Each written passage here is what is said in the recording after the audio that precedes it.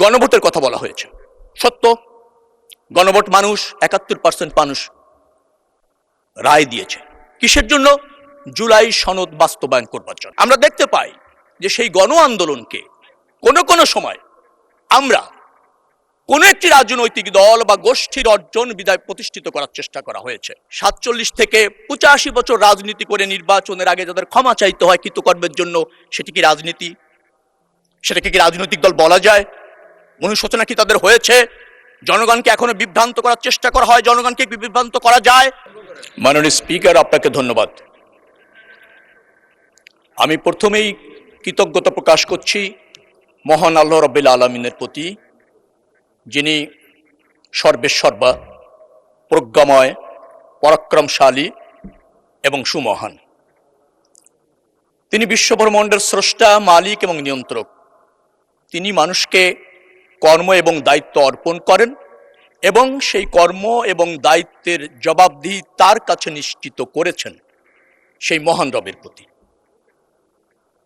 আমি স্মরণ করছি শহীদ রাষ্ট্রপতি জিয়াউর রহমানকে, যিনি স্বাধীনতার ঘোষণা দিয়েছিলেন এবং সশস্ত্র সংগ্রামে নেতৃত্ব দিয়ে এই বাংলাদেশকে স্বাধীন করেছিলেন, যিনি বহুদলীয় গণতন্ত্র প্রত্যাবর্তন করেছেন, যিনি বাংলাদেশের মানুষের রাজনৈতিক চাহিদা পূরণের লক্ষ্যে বাংলাদেশি জাতীয়তাবাদ রাজনৈতিক দর্শন প্রতিষ্ঠিত করেছেন, তাকে স্মরণ করছি। স্মরণ করছি আমার নেত্রী, যার নেতৃত্বে আকৃষ্ট হয়ে, উজ্জীবিত হয়ে, অটল থেকে বাংলাদেশ জাতীয়তাবাদী দল করার ক্ষেত্রে অনুপ্রাণিত হয়েছি, ব্রত থেকেছি সেই নেত্রীকে, যিনি উত্তম শাসন ব্যবস্থা, বহুদলীয় গণতন্ত্র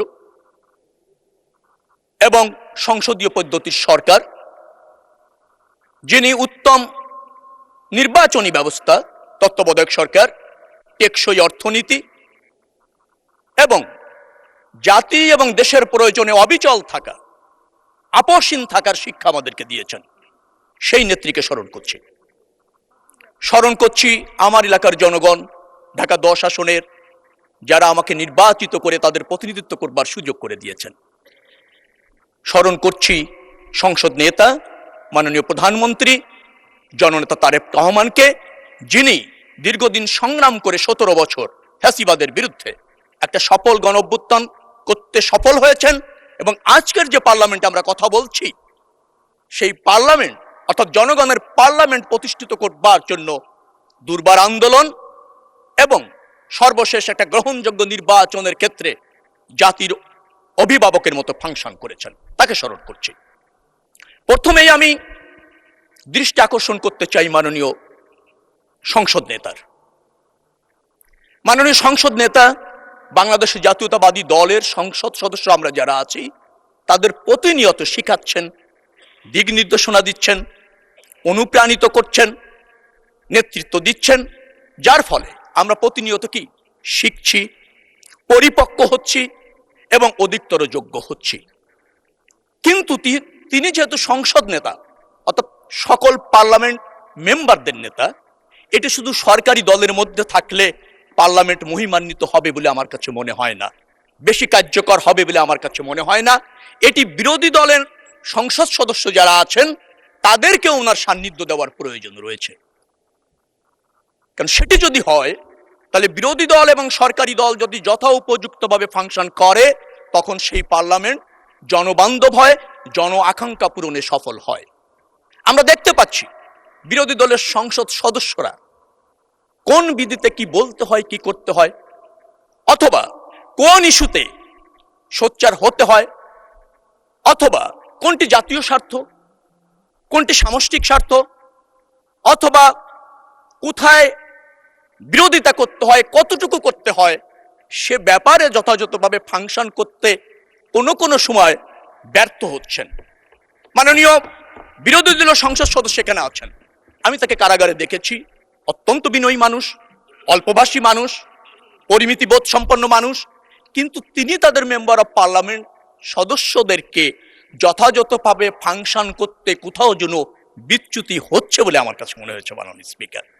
আমার কাছে এও মনে হয়েছে তিনি হয়তো অসত্য প্রকাশ করতে পারেন, যার ফলে সংসদ নেতার দায়িত্ব রয়েছে পুরা সংসদের স্বার্থে বিরোধী দলীয় নেতাদেরকে একটা কর্মশালা বা বিরোধী দলীয় সংসদ সদস্য যারা আছেন তাদেরকে আরেকটু শানিত করা, আরেকটু পরিপক্ক করা, কারণ তিনি তো সংসদের নেতা।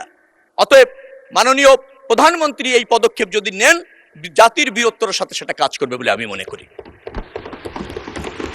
মাননীয় স্পিকার, আপনি এই জাতির গর্বিত সন্তানদের একজন। আপনি মুক্তিযোদ্ধা, এ দেশকে স্বাধীন আপনি করেছেন।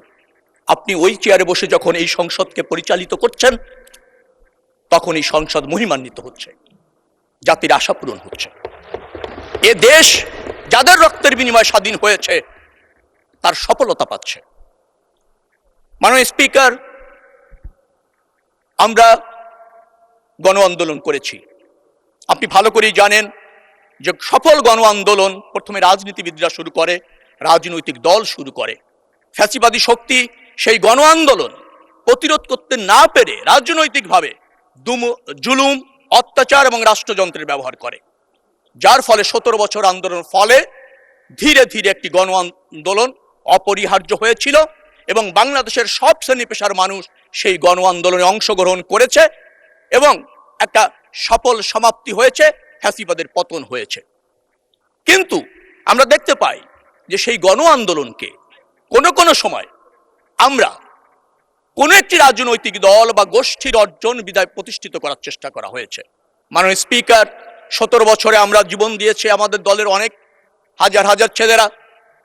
মাননীয় স্পিকার, চূড়ান্ত আন্দোলনে 1400 শহীদ হয়েছেন আমাদের সব শ্রেণী পেশার মানুষ, যাদের রক্তের বিনিময়ে এখানে বলা হয়েছে আমরা এই সংসদে এসেছি। এটি অত্যন্ত সত্য, কিন্তু এই সংসদে যারা আমরা এসেছি সবাই তো জীবন দেওয়ার জন্য প্রস্তুত আমরা ছিলাম।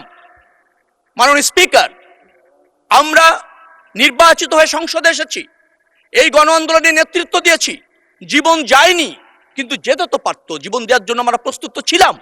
অতএব কারো করুণায় অথবা কোনো গোষ্ঠী বা ব্যক্তির একক অর্জনে এই সংসদ নয়, এই সংসদ জনগণের সংসদ। মাননীয় স্পিকার, জুলাই আন্দোলন নিয়ে আমি একটি কথা বলতে চাই। 28 জুলাই যখন বিএনপির নেতাকর্মীদের ঢালাওভাবে গ্রেপ্তার করা হচ্ছিল, মাননীয় প্রধানমন্ত্রী যখন এই আন্দোলনকে কোঅর্ডিনেট করছিলেন, তিনি আমাকে ফোন করে বলেছেন, রবি, আপনাকে ঢাকা মহানগর দক্ষিণের প্রধান সমন্বয়কারী হিসেবে নেতৃত্ব দিতে হবে। আমি দায়িত্ব নিয়েছিলাম, নেতৃত্ব দিয়েছি, ঝুঁকি নিয়েছি। এই 17 বছর ফ্যাসিবাদী আন্দোলন সফল করবার জন্য 193টা মামলা খেয়েছি, 9 বার জেলে গিয়েছি, 97 দিন রিমান্ডে থেকেছি, 4টা মামলা সাজা হয়েছে, 3 দিন গুম থেকেছি। জাতির জন্য করেছি, প্রধানমন্ত্রীর নেতৃত্বে করেছি, বাংলাদেশের মানুষকে মুক্ত দেবার জন্য নেতৃত্ব করেছি। মাননীয় স্পিকার, আজকে বলা হয় 41 সালে যে রাজনৈতিক দলটি প্রতিষ্ঠিত হয়েছিল, যারা আমাদের বিরোধী দলে এখন আছেন, অনেক জাতীয় নির্বাচনে অংশ নিয়েছেন, এখনো পর্যন্ত জনগণ তাদেরকে ক্ষমতায় ভোটের মাধ্যমে আসীন করেননি। যন্ত্রণা তাদের থাকতে পারে, ব্যর্থতা তাদের থাকতে পারে, কিন্তু রাজনৈতিক স্বার্থে, জাতীয় স্বার্থে তাদেরকে রাজনীতি করতে হবে।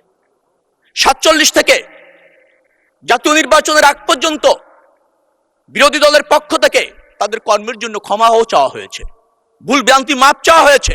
মাননীয় স্পিকার, 47 থেকে 85 বছর রাজনীতি করে নির্বাচনের আগে যাদের ক্ষমা চাইতে হয় কৃতকর্মের জন্য, সেটি কি রাজনীতি? সেটাকে কি রাজনৈতিক দল বলা যায়? অনুশোচনা কি তাদের হয়েছে? জনগণকে এখনো বিভ্রান্ত করার চেষ্টা করা হয়, জনগণকে বিভ্রান্ত করা যায়?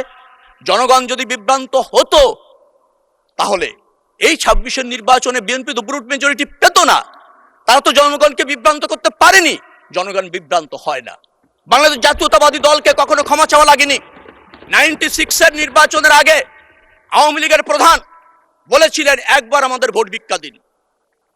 এবারের নির্বাচনকে আগে অন্য দলকেও আমরা দেখেছি ক্ষমা চাইতে, বিএনপি কখনো জনগণের কাছে ক্ষমা চায়নি, কারণ বিএনপি জনগণের পাশে থেকেছে, জনগণের স্বার্থে আন্দোলন করেছে। এদেশের স্বাধীনতা সংগ্রাম বলেন, স্বৈরাচার বিরোধী আন্দোলন বলেন, 75 আপনার সিপাহী জনতার বিপ্লব বলেন, বহুদলীয় গণতন্ত্র প্রতিষ্ঠার জন্য বিএনপির হাত দিয়ে হয়েছে। 11 সরকার এসেছিল, অসাংবিধানিক সরকার, সেই সরকারকে নির্বাচনের বাধ্য করার জন্য, নির্বাচন দেওয়ার জন্য বিএনপি আন্দোলন করেছে। 17 বছরে বিএনপি জুলুম অত্যাচারের বিরুদ্ধে, ফ্যাসিবাদের বিরুদ্ধে আন্দোলন করে সফল গণঅভ্যুত্থান করেছে, যার জন্য জনগণ জানে বিএনপিকে তাদের ভোট দিতে হবে।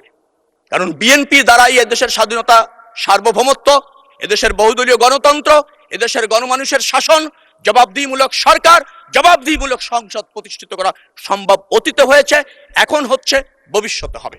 এই জন্য বিএনপি একটা প্রতিষ্ঠিত রাজনৈতিক দল। মাননীয় স্পিকার, গণভোটের কথা বলা হয়েছে।